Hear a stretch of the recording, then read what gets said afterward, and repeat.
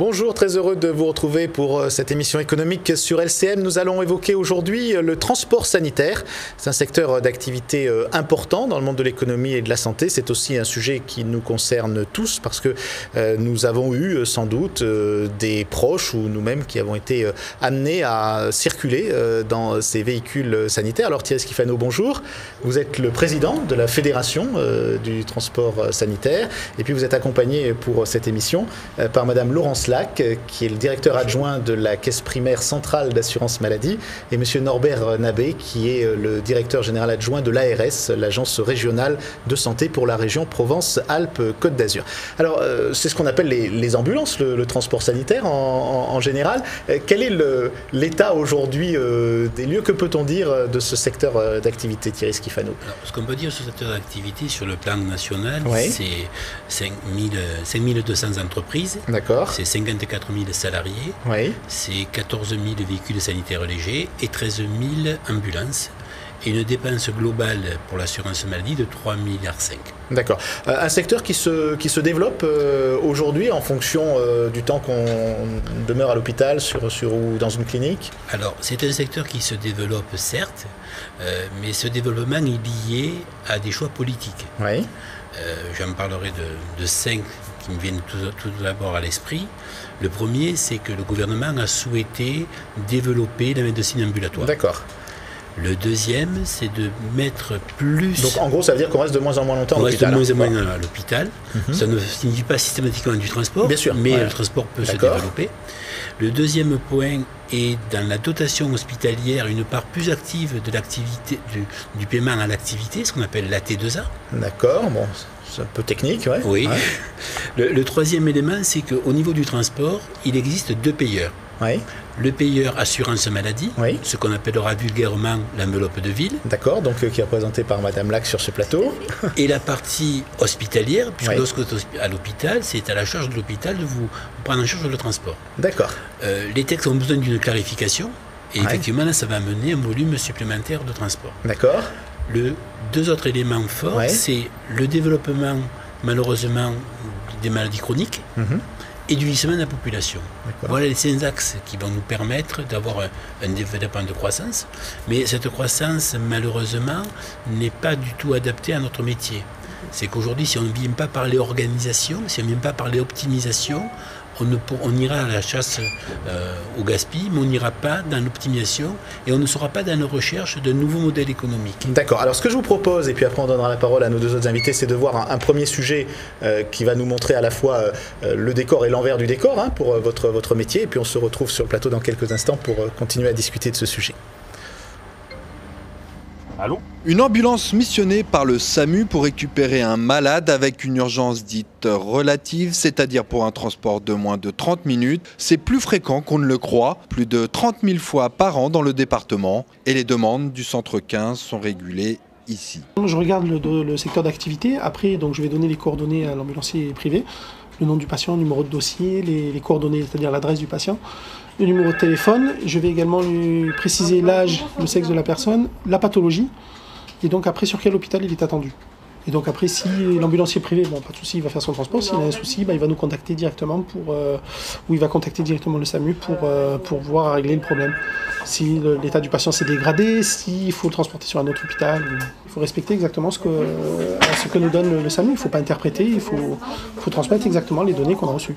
Et dans ce centre qui fonctionne 7 jours sur 7 et 24 heures sur 24, on gère également tous les autres transports non urgents. Les demandes de transport qu'on envoie par informatique.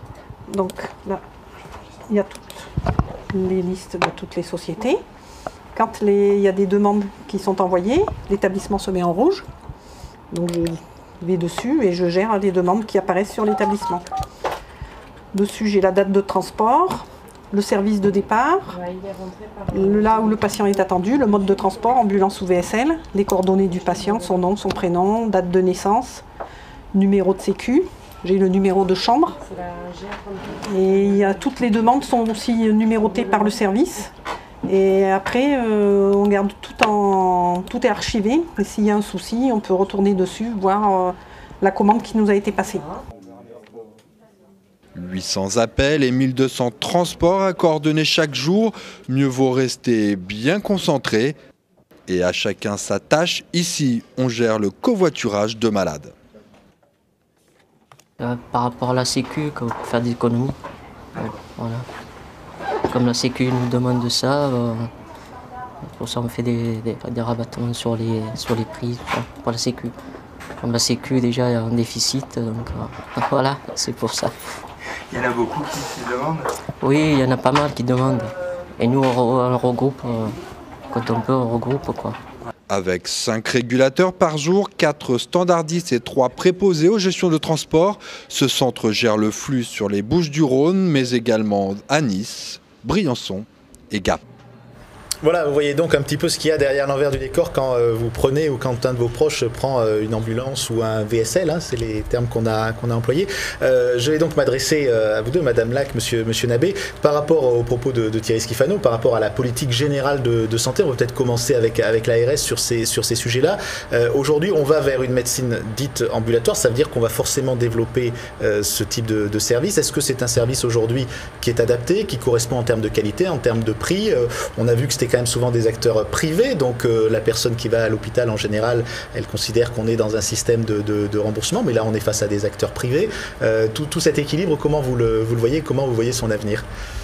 Ce qui est très intéressant, c'est l'explication de l'évolution générale du système, qu'on constate depuis un certain nombre d'années, qui est basée sur le fait d'essayer de réduire l'installation en médecine, en chirurgie, en obstétrique, dans le court séjour, puisqu'on part du principe que le patient est mieux chez lui tant qu'il peut le rester dans les meilleures conditions. Donc l'idée, c'est d'organiser la prévention, la prise en charge sanitaire aiguë, la prise en charge médico-sociale, les soins de plus longue durée autour de ce domicile. Et donc forcément, on a du coup recours à différents services et prestations, de temps en temps qui viennent au domicile, mais le plus souvent qui sont dispensés dans des établissements très spécialisés que par ailleurs on est en train de regrouper pour des exigences de qualité et de sécurité.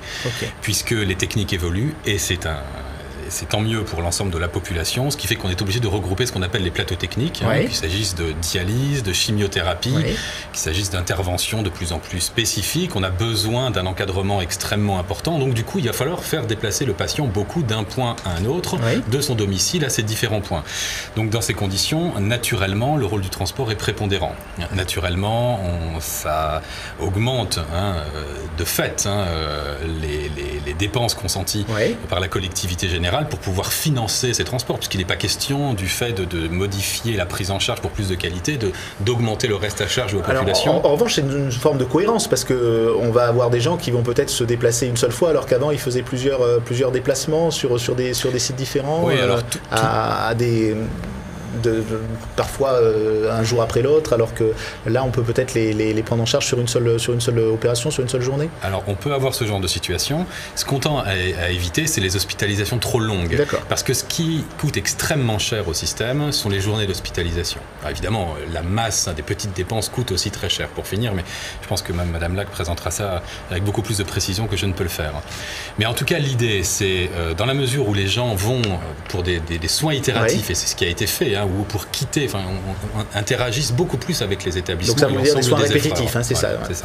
Ou en tout cas, sont amenés à entrer et à sortir des établissements ou à aller en consultation externe, et donc doivent être transportés pour ceux qui doivent l'être, puisque beaucoup de patients se déplacent par leurs propres moyens, mais on a un certain nombre de cas complètement incompressibles dans lesquels il faut absolument accompagner ces patients. Donc dans ce cas-là, on voit tout de suite que le fait de mettre 1, 2 ou 3 ou 4 personnes par voiture change considérablement la donne. On voit tout de suite que de pouvoir libérer une chambre dans la matinée pour pouvoir éventuellement la remobiliser pour un autre patient, mais sans mettre pour autant le patient sur le trottoir à attendre que quelqu'un veuille bien venir le chercher, tout ça a un Alors ça, c'est 2 points sur lesquels on insistera tout à l'heure avec des reportages, cette notion de covoiturage et puis le fait d'une sorte de salle d'attente, mais qui sont plutôt des salles de sortie, donc pour pouvoir réguler en quelque sorte ce qu'on peut appeler un trafic automobile, quelque part. Alors l'aspect financier peut-être maintenant avec Madame Lac, parce que tout ça évidemment ça coûte de l'argent, c'est même un coût aussi écologique, quand on voit les déplacements en ville, les problèmes aussi de coût de l'énergie. Comment on arrive à équilibrer cette politique qui consiste à dire, d'un côté il y aura peut-être moins de frais à l'hôpital, mais il y aura plus de frais de déplacement. Alors déjà, moi je voulais apporter une précision par rapport à ce qui a été dit en préambule. l'assurance maladie n'est pas que le payeur de la médecine de ville, mais finance aussi bien évidemment toutes les prestations hospitalières, tout l'hôpital. Les prestations hospitalières représentant même plus de la moitié quasiment des prestations versées par une caisse primaire d'assurance maladie. Donc on a intérêt finalement à maîtriser cette dépense sur tous les fronts. Alors concernant donc le rôle spécifique de l'assurance maladie, vous le savez, déficit de la sécurité sociale, donc de plus en plus l'assurance maladie a ce rôle de maîtrise des dépenses de santé. À nous, notre maître mot, c'est finalement dépenser mieux pour soigner mieux. Et dans ce cadre-là, la dépense de transport, c'est un enjeu majeur pour l'assurance maladie. Pourquoi? Parce que cette dépense de transport, elle est importante. En milliards d'euros sur la France entière, près de 3 milliards d'euros quand même consacrés chaque année à la dépense de transport, tout mode de transport confondu. Pour le département des Bouches-du-Rhône, qui nous préoccupe ici, c'est quand même 122 millions d'euros en 2012. Et surtout, dans le département des Bouches-du-Rhône, on a une petite atypie quand même. C'est-à-dire que ce département, c'est un département qui présente une tonalité particulière. Par rapport au reste de la France. Par rapport au reste de la France, parce qu'on a beaucoup de dépenses de santé dans le département. Et sur la dépense de transport en particulier, on a une dépense de transport moyenne par bénéficiaire protégé qui est à peu près d'un tiers supérieure à celle de la moyenne nationale. Donc pour nous, bien évidemment, maîtriser cette dépense va présenter une tonalité particulière et un intérêt tout particulier. Alors, en matière donc, de maîtrise des dépenses de santé, on peut dire que maintenant on a un métier, on est un petit peu aguerri en la matière. Et on travaille d'ailleurs aussi avec l'Agence régionale de santé, à qui le législateur a confié d'ailleurs un rôle général de régulation du système de soins. Et pour maîtriser la dépense de santé, et notamment la dépense de transport, on va aller sur de nombreux fronts. On en parlera peut-être tout à l'heure avec vous. Ce que je vous propose, c'est de voir en effet les nouvelles solutions, et donc celle du covoiturage. Avant de lancer le sujet, peut-être un mot sur ces nouvelles techniques et puis comment vous adaptez vos entreprises en fait à cette nouvelle politique, Thierry Schifano. C'est pas une nouvelle technique, c'est simplement une vision nouvelle du transport. Je voulais parler d'écologie aussi. Et comme nous sommes quand même sur un métier qui a un porte de croissance entre 5 et 6% par an, cette croissance nous permet d'aller dans l'optimisation et de développer le covoiturage. Mais je voudrais juste rappeler que le covoiturage, ce n'est pas un covoiturage sauvage. Ça se fait de façon structurée, ça se fait par service, ça se fait en accord avec le monde de la santé et bien évidemment aussi le patient. Quelques mots, mais on va le voir tout à l'heure dans le reportage, ces incubateurs que nous avons mis en place sur le département des Bouches-du-Rhône ont permis une économie de 150 000 € par an et de plus de 420 000 km, puisqu'on parlait d'écologie, on voit bien que là aussi le covoiturage sert à l'intérieur. Et on regarde les images tout de suite. Le compte est bon, un transport sanitaire pour un, non, pour 2 patients, aujourd'hui habitués et convaincus par ce système. C'est pratique, ça évite d'utiliser plus d'ambulances. Et ma foi, c'est agréable, au moins on n'est pas seul. Le temps passe plus vite. Bien sûr, tous les patients covoiturés sont volontaires et coordination oblige, ils ne sont pas regroupés au hasard. Disons qu'on fait ça par rapport à la pathologie du patient, s'il peut monter devant, derrière et surtout son lieu d'habitation. C'est-à-dire qu'on regroupe, par exemple, s'il y a 2 personnes sur Gardanne, on fait des regroupements Calas, Cabriès, Les Milles. Voilà, et en général, ça se passe bien, même très bien, parce que même les gens parlent entre eux, ça fait une bonne ambiance dans le véhicule. Et ici, le covoiturage, ce n'est pas vraiment une nouveauté, il est proposé depuis 25 ans maintenant, par souci surtout du geste citoyen. Lorsqu'on veut préserver son système de santé, je crois que chacun doit contribuer aux économies en la matière. Voilà. Donc c'était vraiment le but de vraiment réaliser des économies en matière de dépenses de santé. Là, il y a une vraie économie D'après les chiffres qui m'ont été donnés, sur une année, c'est une économie pour notre seul établissement d'environ 60 000 €. Ensuite, il y a aussi une économie qui, moi, me touche personnellement, c'est le fait que, on économise, d'après aussi les informations qui m'ont été données, pratiquement 250 000 km par an. Donc, en termes d'environnement, je crois que c'est quand même très important. Et au final, une économie certaine, 25% pour 2 malades et jusqu'à 40% pour 3 patients dans un même véhicule. Voilà, on voit bien en effet l'économie qu'on peut réaliser avec ce système. L'aspect un peu psychologique, quand on prend un transport médicalisé ou un transport sanitaire, on se dit je ne suis pas forcément dans une situation très, très agréable. Le fait d'être plusieurs, ça renforce des liens, c'est agréable, c'est facile, ça se passe plutôt bien. Qu'est-ce qu'on peut en dire au retour d'expérience en quelque sorte? C'est évident qu'il faut communiquer auprès du patient. Il faut communiquer auprès du patient et nous, notre discours aujourd'hui, c'est d'essayer de faire prendre conscience en fait. Il faudrait que chaque acteur acteurs du système de soins, que ce soit le patient, l'assuré, le professionnel de santé, le transporteur, prennent bien conscience de la nécessaire survie de ce système de protection sociale auquel on est tous très attachés, et de la nécessité aussi de faire des économies. Bien sûr, des économies bien pensées, hein, loin de nous l'idée de mettre en place un covoiturage sur certaines pathologies, je pense à des pathologies infectieuses par exemple ou autres. Mais c'est pas le covoiturage, c'est intéressant certes, mais c'est pas la seule piste pour nous hein, en matière d'action. Hein. Sur cette approche covoiturage, qu'est-ce qu'on peut en dire, Monsieur Nabé? Je n'ai à en dire que du bien. Hein. On est sur une mesure que je qualifierais quasiment de bon sens. Il faut juste accompagner un petit peu, que les acteurs du système discutent entre eux et essayer d'imaginer dans le champ immense. Hein, on en a souvent, de ce que permet la loi aujourd'hui, tout un tas de méthodes qui améliorent et la qualité, et le confort, et la rentabilité des acteurs industriels, et les comptes de l'assurance sociale. Je pense qu'on a un intérêt bien compris, bien partagé, et une initiative qu'on encourage et qu'on essaiera de Alors les professionnels du secteur, ils partagent tout ça? Complètement. Je voulais apporter un complément fort, c'est qu'on s'aperçoit que le covoiturage permet une solidarité différente. C'est le seul moment où il n'y a pas de thérapeutique, où il n'y a pas de mode de santé. Et les gens peuvent s'exprimer et se changer entre guillemets l'esprit et être beaucoup plus solidaires un entre les autres. Et puis la grande question qu'on se posait, c'était mais pourquoi ne pas l'avoir fait avant? Parce qu'aujourd'hui, lorsqu'on est en rééducation fonctionnelle, le seul moment qu'on ne partage pas, c'est le moment du transport. C'était dans des axes beaucoup plus forts qui sont par exemple la chimiothérapie.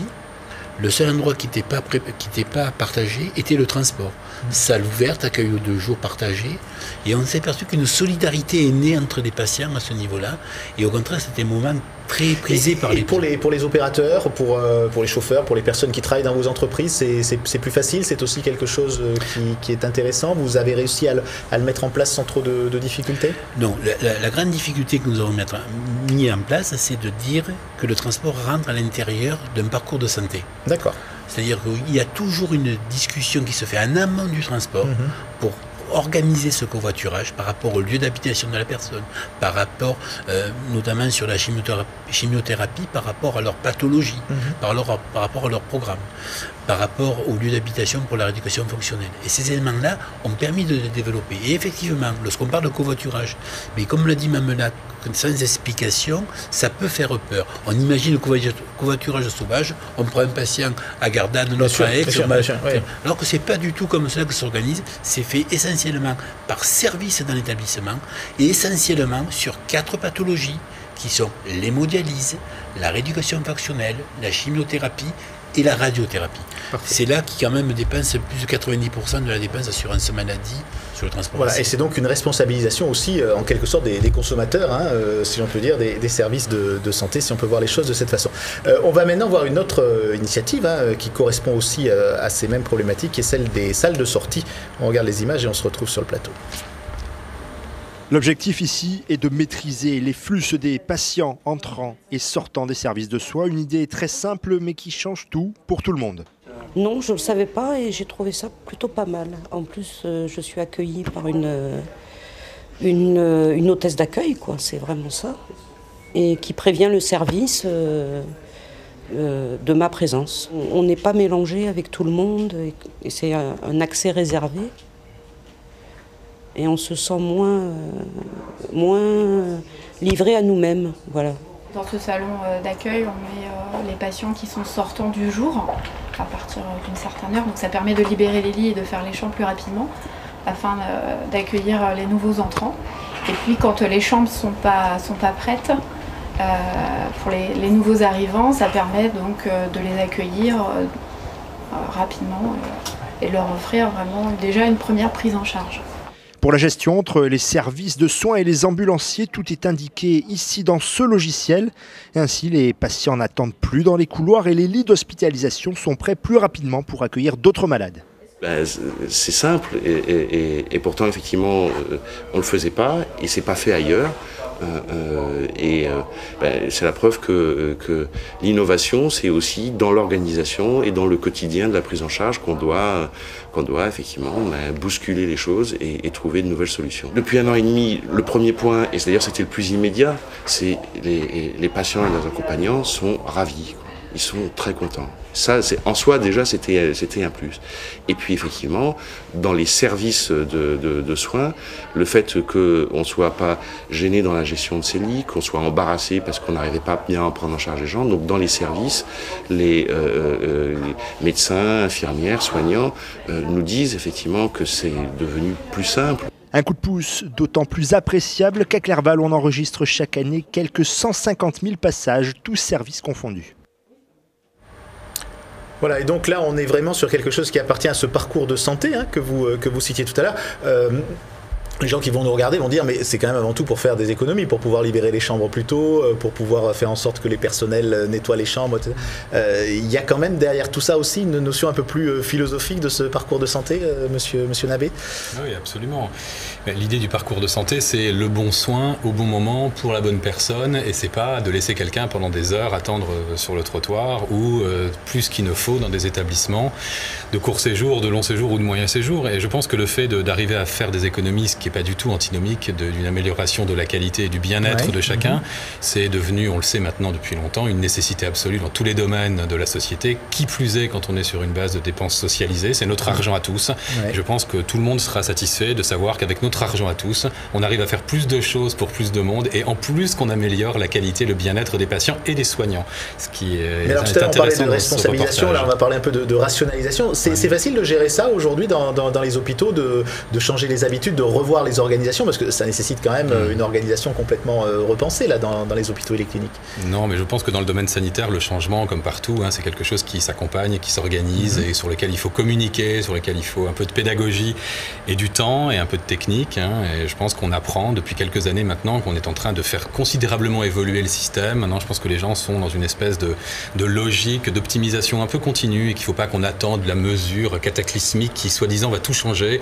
On est dans un réglage fin de l'ensemble du dispositif au fur et à mesure, et les nouveaux managers des établissements, les nouveaux médecins, les responsables de pôle, et même l'ensemble des personnels sont vraiment dans cette logique de management, d'amélioration de l'organisation continue, qui en plus confère un confort et un intérêt au travail plus important que quelque chose de probablement plus statique. Je vois pas ça du tout comme une espèce d'attitude de père fouettard qui viendrait forcément... C'est pas la révolution, c'est une évolution qui doit se faire en douceur. Sur l'aspect financier par rapport à ce dispositif précis, madame, oui, tout à fait. Moi, je rejoins tout à fait monsieur Nabet.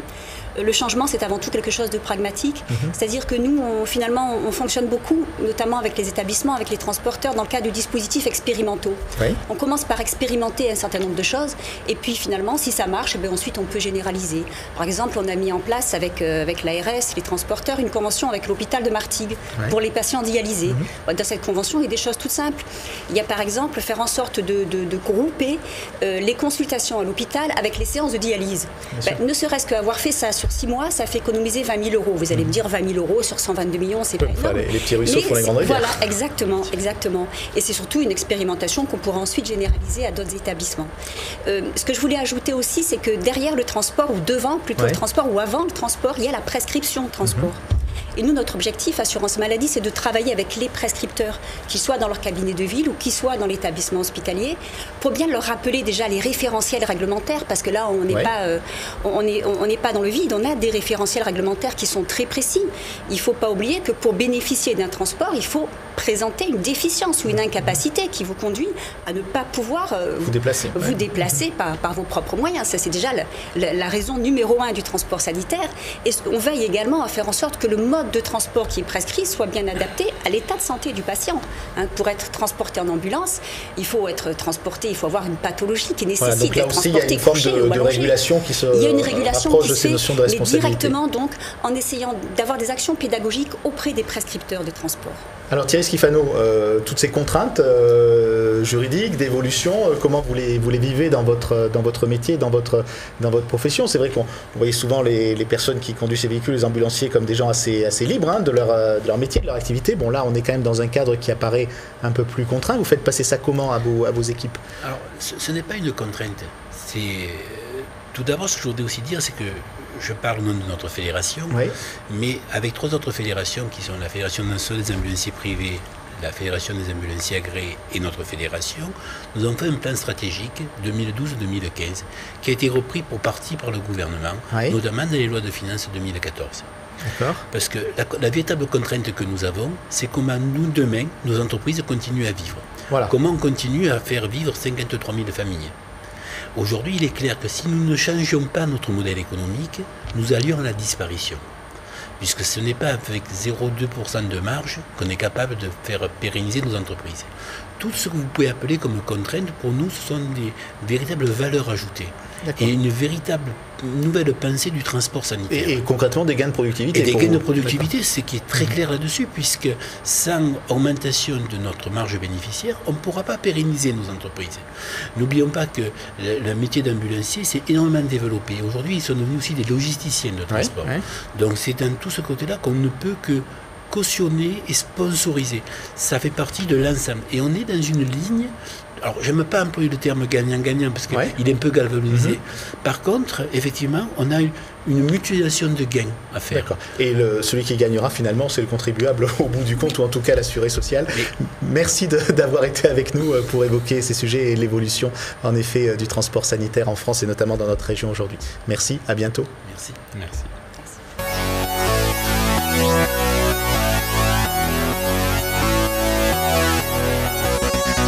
Pour revoir ce programme, lcm.fr.